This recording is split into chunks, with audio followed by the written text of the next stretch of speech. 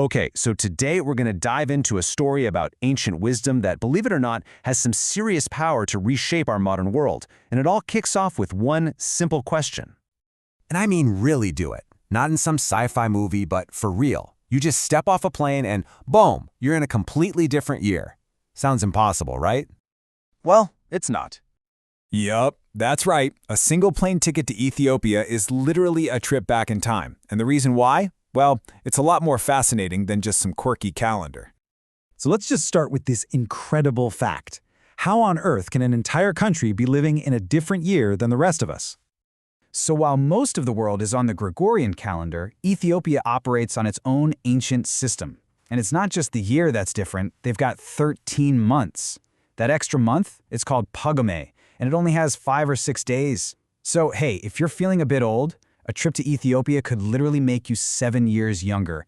Not a bad deal. But here's the thing. This isn't some random choice or a historical accident. Oh no. There is a very precise, very fascinating logic behind all of this, and it's rooted in centuries of intellectual tradition. It's not that the Ethiopian calendar just fell behind or something. It intentionally calculates time from a completely different starting point, a different calculation for the birth of Jesus, which, by the way, many early Christian churches used to follow. So what this all boils down to is an ancient tradition called computus, which is just a fancy word for the complex calculation of time.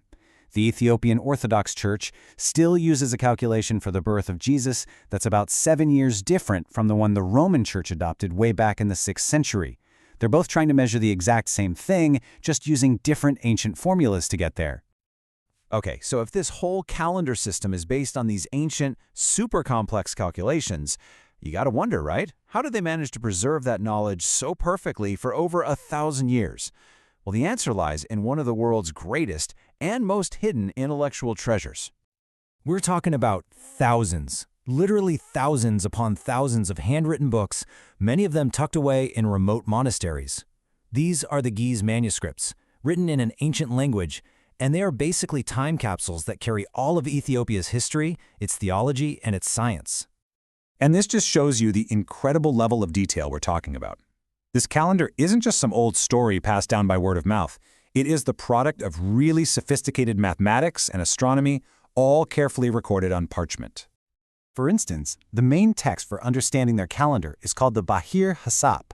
And get this, it translates to ocean of thought. How cool is that? It's basically a massive guide to time, linking the movements of the sun, the moon, and the stars to the days, months, and years.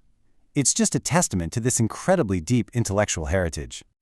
And this is where our whole journey takes a really fascinating turn. You see, the calendar is just the key that unlocks the door.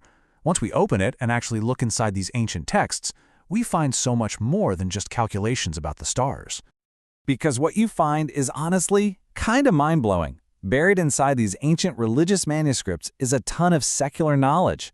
I mean, practical wisdom that speaks directly to the kinds of challenges we're all facing today. Let me give you an example. Researchers were studying a 15th century manuscript, and they stumbled upon the teachings of this incredible guy, a monk named Abba Estefanos. Now, he was a religious reformer, sure, but his ideas about how to live a meaningful life, they were revolutionary and deeply practical. I mean, just listen to this philosophy from the 1400s. He taught that hard work isn't a punishment, it's a path to fulfillment. He preached that the whole point of that work wasn't just for your own gain, but to support the most vulnerable people in your community. He pushed for reason, for critical thinking. And that quote about climbing the mountain, that's as powerful as anything you'd find in a modern self-help book. And this wasn't just some abstract idea. He actually put it into practice. He told his followers, stop begging and start farming. Become self-sufficient. And you have to understand, that was a huge, radical departure from the monastic traditions of his tongue. He basically argued that sustaining your body, this temple for your spirit, through your own labor was actually a way of glorifying God.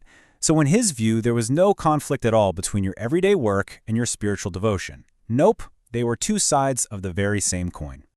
Okay, so this all brings us to the really big idea here, the main takeaway from all of this. What do we do with this incredible knowledge that's been locked away in these ancient manuscripts for centuries? You see, for hundreds of years, the focus has just been on preservation, keeping these fragile, beautiful books safe. But now, a totally new idea is starting to take hold, that maybe we should be actively unlocking the wisdom that's inside them. And this is exactly what researchers like Geza Haile Wildemichael are arguing. The goal isn't just to admire these things in a museum. The goal is to translate them, study them, and, actually apply their lessons to help solve today's problems. Just think about it for a second. The teachings of Abba Estefanos. That's basically a 600-year-old blueprint for how to build stronger communities. He gives us a framework for a strong work ethic, for a social safety net, for focusing on personal development. These aren't just historical curiosities. These are actionable ideas. And that's really the ultimate lesson from Ethiopia's hidden library. These manuscripts show us that the past isn't just something to be remembered. It's a resource. It's a vast, living library of human experience and wisdom that we can draw on right now. It really makes you wonder, doesn't it?